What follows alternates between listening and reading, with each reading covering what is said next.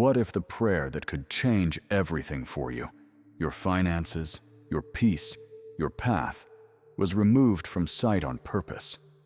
Not because it was dangerous, but because it worked. Hidden in ancient texts, whispered in times of hunger and desperation, passed hand to hand among the faithful. This sacred declaration was never meant to be forgotten. But it was never truly erased. It was only waiting for someone ready. They called it forbidden, not because it was evil, but because it couldn't be controlled. Because when it was spoken, blessings fell, doors opened, debts vanished, and ordinary people stepped into divine favor. This wasn't the kind of prayer that asked softly. It commanded. It didn't plead. It declared. And that kind of spiritual authority was too powerful to leave in the open. Joseph Murphy taught that your words, when fused with faith, become forces of creation. That your subconscious doesn't just listen, it obeys. And when you repeat a prayer not from fear, but from certainty, not as a request, but as a truth, the universe moves, heaven listens, and what you once called lack becomes overflow. This is that kind of prayer, the kind they hoped you'd never hear, the kind that shifts the atmosphere when spoken from a heart wide open. And now, after generations of silence, it has returned, not by accident, but by alignment. Because something in you is ready, ready to receive, ready to declare, ready to break the pattern of not enough. Close your eyes. Let that settle. Let it echo. The prayer they tried to silence has found you. And when you speak it, the flow will begin. Not all truths were erased because they were false. Some were buried because they were too powerful. Because when people discover that they don't need permission to receive, that they don't need intermediaries to access divine abundance, they become free. And freedom threatens systems built on control. That is why this prayer was hidden. For centuries, institutions, religious, political, even social, have survived by teaching dependence. They taught that prosperity was earned through suffering, that spiritual favor required sacrifice, and that money was a reward only for the obedient. But what if all of that was never true? What if one prayer, when spoken with authority and clarity, could override years of inherited limitation? Joseph Murphy called this the prison of conditioned belief. He said that most people live under mental laws they never chose, rules passed down from fear, not from truth. Rules that say wealth is sinful, that heaven is only for the poor in spirit, that asking for more is wrong. And so, those who hold power in this world reinforced these lies by removing the prayers that liberated people from them. This forbidden prayer was not excluded from sacred texts because it was dangerous. It was excluded because it was effective. It didn't ask God to help. It declared that God had already provided. It didn't beg for favor. It assumed divine inheritance. And that kind of mindset does not produce submission. It produces transformation. It awakens people to their spiritual authority and financial sovereignty. When you speak this prayer, you're not just saying words. You're stepping outside the invisible boundaries that were placed around your mind, your worth, and your wallet. You are reclaiming what was always yours, the right to live in alignment with divine abundance. And that reclamation starts not with external permission, but with internal remembrance. You were never meant to struggle to survive. You were designed to create, to expand, to overflow. And now, the very words they tried to hide are returning to you, because you're no longer under their control. You're under divine law. Joseph Murphy didn't teach prayer as a ritual. He taught it as a technology, a spiritual mechanism through which the invisible becomes visible. He believed that every thought, especially when repeated with feeling, becomes a command to the subconscious, and through it, a directive to the universe itself. Not a request, a declaration. That's what makes this prayer so potent. It is built on the law of vibrational command. When you speak words charged with conviction, belief, and clarity, you impress them directly into the subconscious mind. And your subconscious, as Murphy emphasized, does not judge or filter, it simply obeys. It is the builder behind the scenes, the silent force constructing your outer world based on your dominant inner signal. This is why most prayers fail. They are said with fear, with doubt, with begging energy.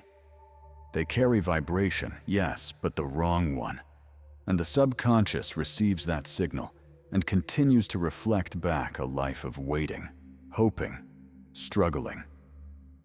But this forbidden prayer, when spoken the way Murphy taught, as a confident inner alignment with divine law, creates immediate movement in the field. Murphy called this scientific prayer, not religious but universal, not bound by tradition, but powered by truth. He taught that when you pray from a place of already having received, you shift your vibration into the frequency of fulfillment. You stop sending signals of lack and start radiating signals of completion. That shift, from I need to I am, is the moment creation begins. And this prayer was designed with that exact shift in mind. It moves your mind from separation to union, from begging to belonging, from silence to command. And once your subconscious accepts this command as truth, it will begin rearranging circumstances, people, and opportunities to reflect it, not in time, but in frequency. Because the law doesn't wait. The law responds. At first glance, it may seem familiar, just another version of a prayer you've heard before. But this forbidden Our Father is not a religious relic. It's a blueprint. Each line, each phrase, is carefully crafted to awaken a specific frequency within you, not one of submission or guilt, but of power, alignment, and wealth. This prayer doesn't beg, it doesn't apologize, it declares, it opens with identity. Father, I thank you, for you hear me always. It's not a request, it's a recognition of constant divine connection. From the first breath, you are reminded that your voice is heard. Not sometimes, but always.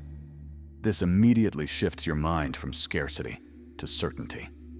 As the words unfold, the prayer invokes divine qualities that activate abundance, wisdom, favor, vision, healing, freedom, prosperity, victory. These aren't poetic flourishes.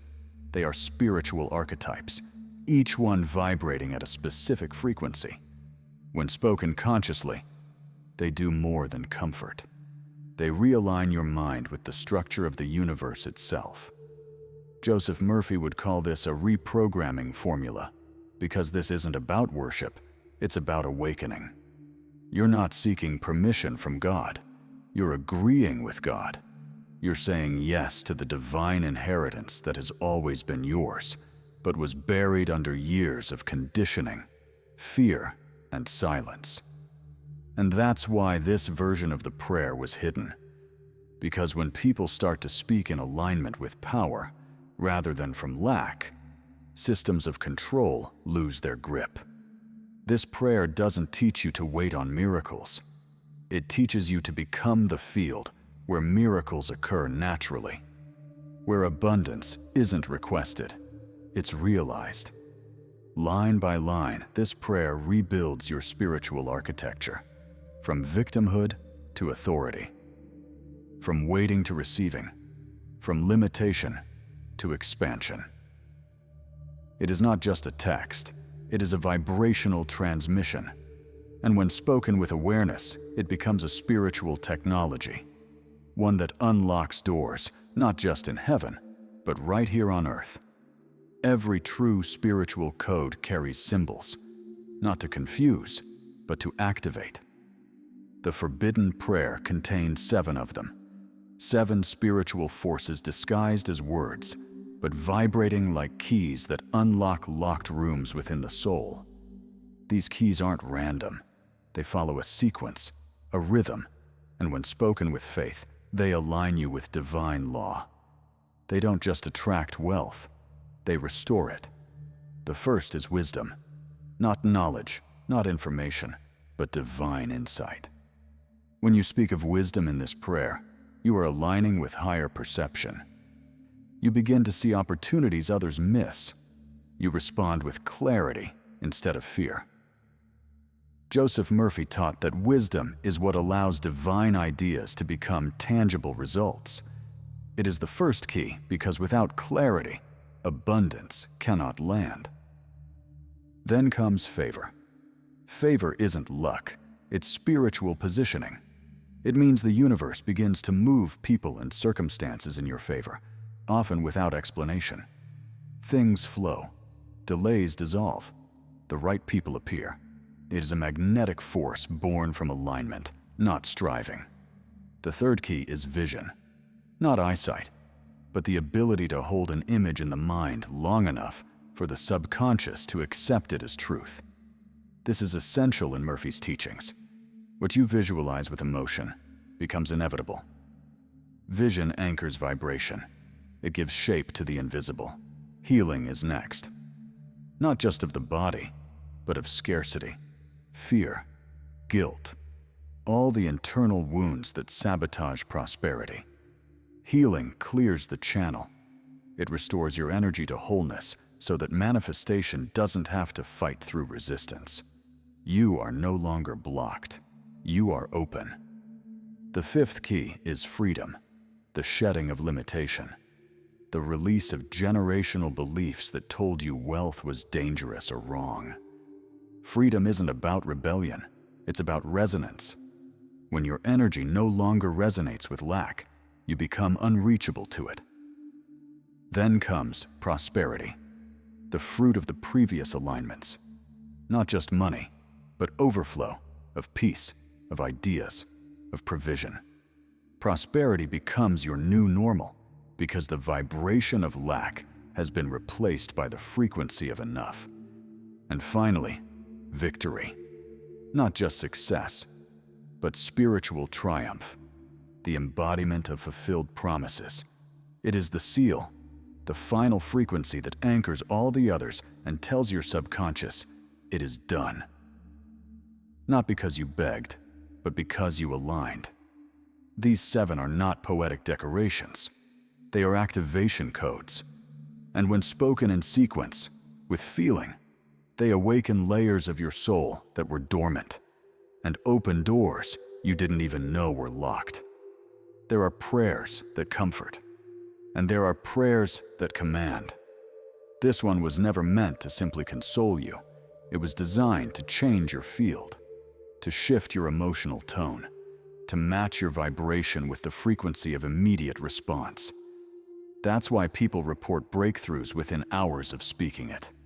Not because it's mystical, but because it's built on 3 spiritual forces that accelerate manifestation: frequency, emotion, and prophetic declaration. Frequency is the language of the universe. Every word you speak carries a vibration. Every feeling behind it amplifies that signal. And this prayer was designed not in fear or guilt, but in the frequency of certainty. It doesn't speak of lack. It speaks from completion, from a knowing that what you desire is already present, already yours. This kind of speech doesn't delay results. It pulls them in. Emotion is the activator. As Joseph Murphy taught, the subconscious does not respond to logic. It responds to feeling. The reason this prayer works is not just because of its words, but because of the state it creates within you. As you speak it, your heart softens, your mind opens, your body begins to release tension. You move out of resistance and into resonance, and in that state, The subconscious receives the prayer as a command, not a hope. Then comes the prophetic tone, the language of spiritual certainty. The phrases within the prayer are not wishes. They are declarations. They speak of wisdom received, prosperity realized, victory achieved. This kind of speech sends a clear message to the universe. This is already done. And in spiritual law, what is claimed as present will soon appear as reality. That's why this prayer moves quickly. It doesn't try to convince God. It aligns you with divine truth. And once that alignment happens, what you were waiting for can finally find you.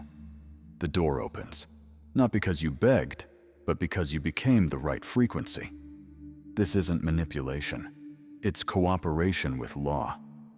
A law that responds faster when your signal is clear, your words are infused with feeling, and your heart no longer doubts its worth. This prayer is not meant to be spoken in haste. It's not something you repeat while distracted, hoping for results. It's a portal, and like any sacred portal, it requires preparation. Not because the divine is distant, but because your spirit must become still enough to hear it respond. Before speaking this prayer, you must prepare the space around you. Find a quiet place, one that feels clean, calm, and unobserved. Light a candle if you feel called to. Let silence become a presence in the room, not an absence. In stillness, the spiritual field thickens.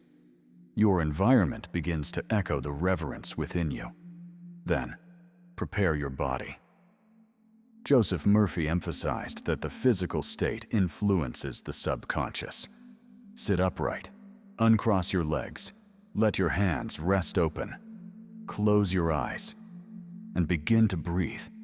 Not to relax, but to align. With each inhale, invite clarity.